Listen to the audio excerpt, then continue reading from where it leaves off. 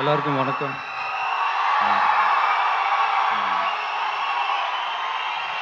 Thank you.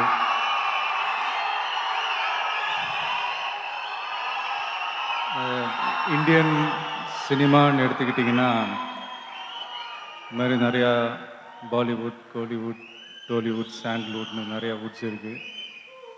அதுக்கெல்லாம் பிஹைண்டில் ஒரு முக்கியமான வுட்டு ஒன்று இருக்குது. அதுதான் த பிஹைண்ட் வுட்ஸ். அவங்க பண்ணுற நிறையா ஆர்டிகல்ஸ், ஷோஸ், விமர்சனங்கள் எல்லாம் பார்த்துருக்கேன். அதில் பப்ளிக்னுடைய ஒப்பீனியன் கேட்டு பண்ணுறது வந்து அவங்களுடைய ஒரு ஸ்பெஷாலிட்டின்னு சொல்லலாம். சினிமான்னு மட்டும் இல்லை, சினிமாவுக்கு அப்பாற்பட்டு இருக்கிற எல்லா விஷயத்துலேயும் இவங்களுடைய ஒப்பீனியன், இவங்களுடைய ரேட்டிங், ஸ்டார்ஸ், அதே விஷயத்துக்கு பப்ளிக் ஓட் பண்ணும்போது ஆல்மோஸ்ட் டேலி ஆகும், ஆல்மோஸ்ட் ஒத்துப்போகும்னு சொல்லலாம். ஸோ அந்த விதத்தில் ஒரு சின்னதாக ஒரு ஆர்டிக்கல் விமர்சனத்துக்கே இவ்வளோ மெனக்கெடும்போது இந்த மாதிரி ஒரு ஃபங்க்ஷன் பண்ணுறப்போ எவ்வளோ மெனக்கெட்டிருப்பாங்க.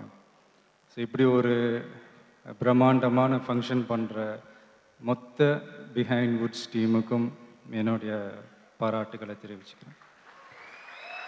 அதாவது ஒரு சின்ன விஷயம், நான் தான் அங்கே உட்காரும் போது யோசிச்சுட்டு இருந்தேன், பேசலாமா வேணாமா இந்த மேடையில்.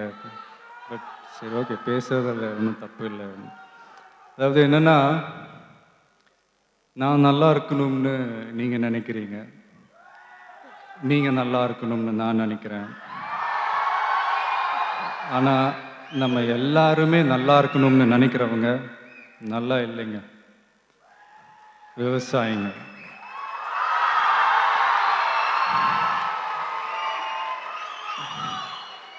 அதாவது இன்னைக்கு அவார்டு வாங்கின அத்தனை பேரும் வந்து அவங்கவுங்களோட உழைப்புக்கு கிடைச்ச ஒரு பலன்.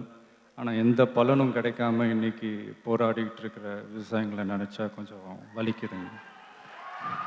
இந்த உணவு, உடை, இருப்பிடம்லாம் சொல்கிறோம், அதில் உணவுக்கு வேற முதலிடத்தை கொடுக்குறோம். ஆனால் அதை கொடுக்குற விவசாயிக்கு பசி ஈஸியாக தீந்துறதுனால தான் நாமளாம் அவங்கள பற்றி அதிகமாக நினைக்கிறது இல்லையா நம்ம தெரியல. அதாவது காசு கொடுத்தா கூட சாப்பிட்றதுக்கு எதுவுமே கிடைக்காதுன்ற ஒரு நிலைமை வந்தால் தான் நம்மளாம் புரிஞ்சுக்கவும் என்னமோ தெரில. இது வந்து அவசியம்ன்றத விட அவசரமும் கூட. ஏன்னா ஆல்ரெடி நமக்கு வந்து ஆரோக்கியம் இல்லாத உணவு தான் கிடைச்சிக்கிட்டு இருக்கு. இப்போ கூட நம்ம முழிச்சிக்கலன்னு வைங்களேன், அடுத்த சந்ததிக்கு இது கூட கிடைக்காது. ஒரு அது என்ன சொல்கிறது, சும்மா ஒரு எக்ஸாம்பிளுக்கு சொல்கிறேன். ஒரு கடையினுடைய ஒரு முதலாளி, எனி முதலாளி தான் உற்பத்தி பண்ணுற ஒரு பொருளை வந்து இன்னொரு கடையில் போய் வாங்க மாட்டான். ஃபார் எக்ஸாம்பிள் சொல்ல போனால், ஒரு நகை கடை ஓனர் இன்னொரு நகை கடையில் போய் நகை எடுக்க மாட்டார். ஒரு ஜவுளி கடை ஓனர் இன்னொரு ஜவுளி கடையில் போய் துணி எடுக்க மாட்டார்.